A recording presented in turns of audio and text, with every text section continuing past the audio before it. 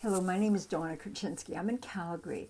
My step-grandfather, Harry Levitsky, we called him Dito Levitsky, was interned at Castle Mountain during World War One. I remember Dito at home. You know, he lived in his own little house in a small cottage on my parents' yard right next door. His passion was hockey night in Canada. Oh my gosh, he loved it. He loved Frank Mahavlich. Oh my gosh. And he shared meals at our table. So we talked a lot. We got to know him. But his secret history of his internment was locked inside of him. You know, he wasn't alone. Like my Dito, so many of the stories of the internees were lost because they would not talk about that part of their lives. When I was growing up, I didn't have a clue about the internment. Nobody talked about it. And not my Dito, not my parents, nobody. So to this day, I don't know if it was because it was too shameful to talk about or too painful, or maybe they thought it was not important enough. But I doubt that. I will never know. You know, as a journalist, I had a lot of questions. The answers would have helped me piece the story together. I had so many questions. What was it like being imprisoned in the mountains of Banff, one of the most beautiful places in the world? What was it like in winter when it was 30 below, 20, 30 below? What did you wear? What was it like at night? Did you have enough covers? What did you talk about with the other prisoners? Or were you allowed to talk to the other prisoners? Did you have enough to eat to get you through a long, grueling day, pounding spikes on the railroad tracks? How did they treat you? And what was it like in the summer, in this sweltering heat? Did you have enough water to drink? All those questions never got answered.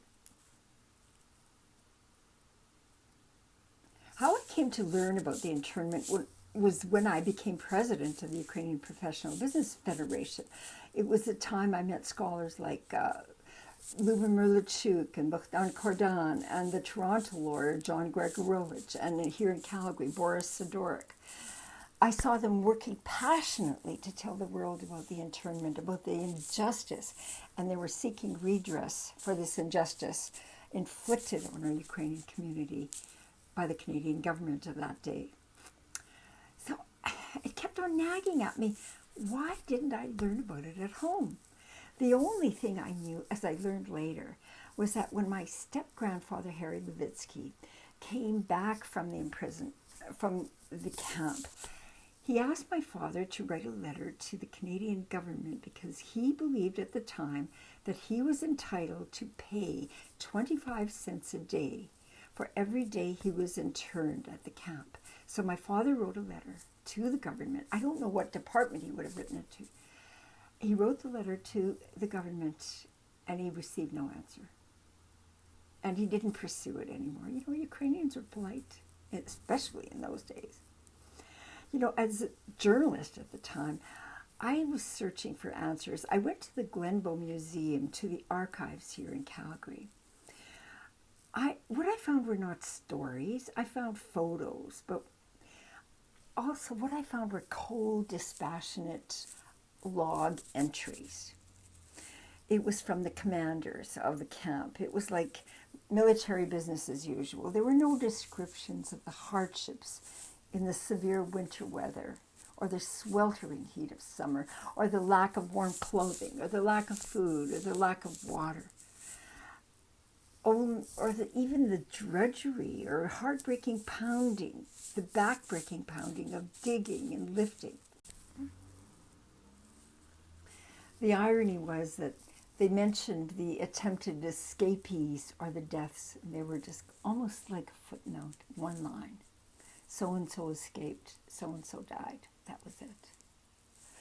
I also found my grandfather's name. Well, it was there, but it was spelled badly. I barely recognized it. You know, 100 years have gone by since that internment. And today, in spite of the anger, more than ever, you know, we need to continue to talk about the internment to our neighbors, to our community, to our children, They need to know about that injustice. We need to keep talking and talking and talking about it. By talking about it, it will help us to understand who we are, and it will help non-Ukrainians also to know who we are. We have a part in the fabric of Canada, one of sacrifice, one of pain, and one of pride. In spite of our anger, we must forgive. Yes, it was a wrong. If we do not forgive, we're stuck. And what happens? We remain as perpetual victims. It would destroy us from the inside. It would destroy us individually, and it would destroy us as a community. We don't want that. To observe this anniversary of our dark history, why don't you take a drive out to Banff? Visit Castle Mountain. See the old campsite, the plaque. Make a pilgrimage to the Cave-in Basin and read the stories. And stand there and imagine for yourself the men suffering, physically tired, cold, hungry, lonely, and hopeless.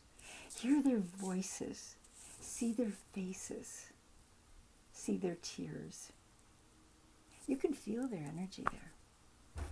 And thank these men for their sacrifices and release your anger like I did. And I thank my Tito for being part of that story.